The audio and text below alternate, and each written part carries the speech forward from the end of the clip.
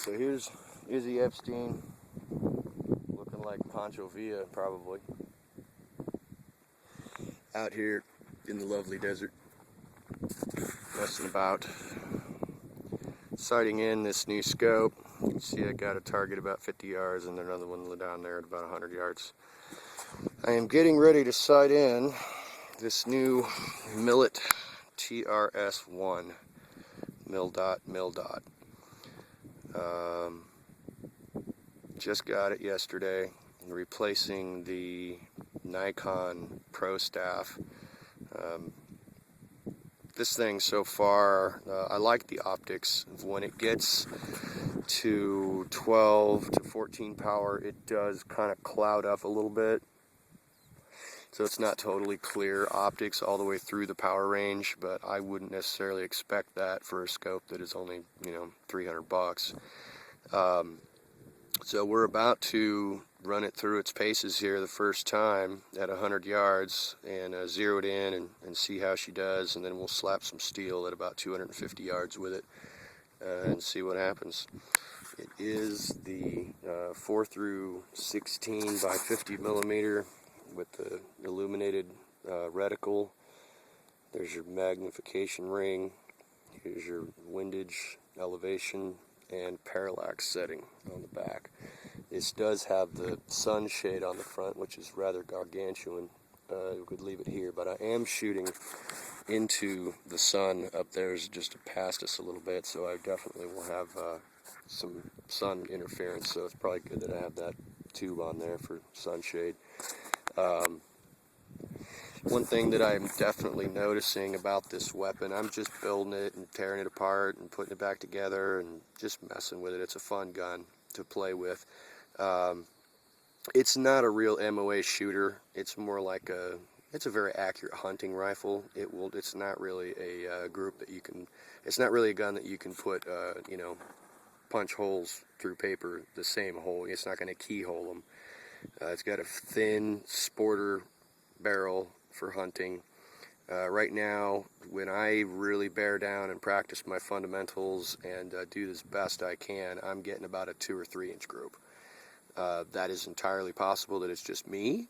It is also possible that the barrel is thin, warming up, and accuracy just suffers once it gets warmed up. But my skills have definitely improved to where I can bring those groups in, so it wouldn't entirely surprise me if it was just all me, if I just totally suck, which I am not opposed to the possibility that I just totally suck. But I love this, and this is a great time. So I'm going to throw some rounds in here, and we're going to send them down range and see how they go. Stay tuned. I'll show you some holes and maybe some shooting.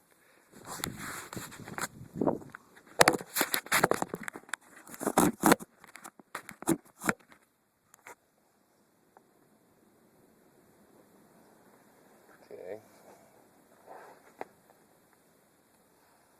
Send some rounds down. Here we go. 5-shot groups at 100 yards. Here we go.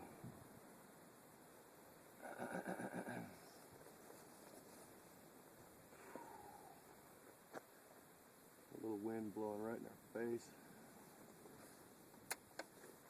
Alright, here we go.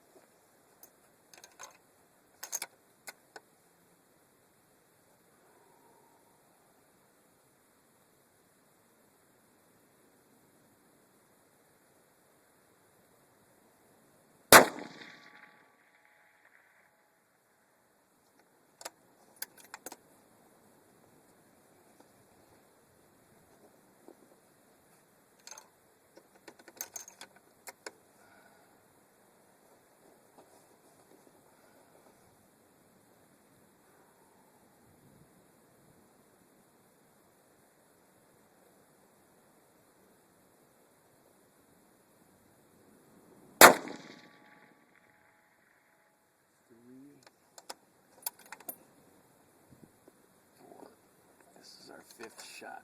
It's our first 5-shot group.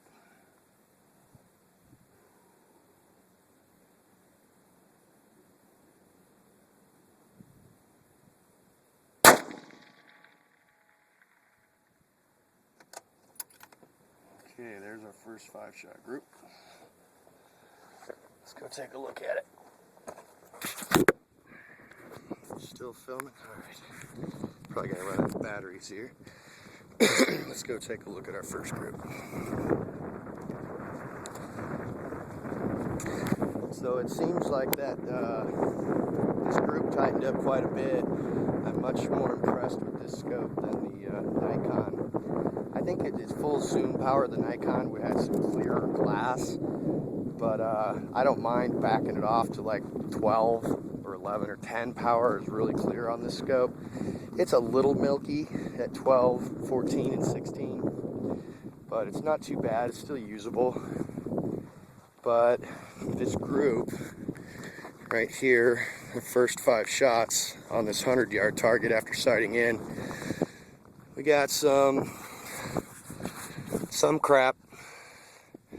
1, 2, 3, 4, 5. This was just a random round that I shot down here that I went through that on accident. But that's not that great, so we're going to work to try and tighten up these next 2 5-shot groups. And we'll show you those when we're done. It's Izzy, and I have been shooting today. This scope that I was delighted with earlier is broken. I have broken the scope, or it has broken or something. There's some kind of goober in the top left quadrant that is now visible at the lowest settings. I don't know what it is. I tried to blow it out from the front and the back, but it's inside somehow.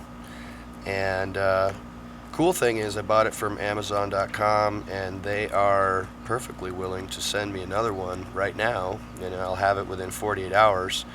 And I just have to get this one back to them within 30 days for the full refund, like for like, which is kind of cool. I think that's a great deal for having purchased this. But I'll see if I can actually look through here with this camera. I'm not sure if you'll be able to see the goober. Oh, maybe you can. Oh yeah, look at that monster goober right there. I have no idea what that is. But if you turn the scope power, you see how it starts to go to the outside. Once you get to like 8 power, it disappears. But it is definitely busted. Something came loose inside. Some kind of garbage or gunk. It looks like it might be a flake of some crap that was inside and has now become suspended in there somehow. Don't know. But I am going to send it back. And also, you know that I have sucked and continue to suck at doing this accuracy shooting. I did talk a little bit earlier about the barrel and whether that might be a problem.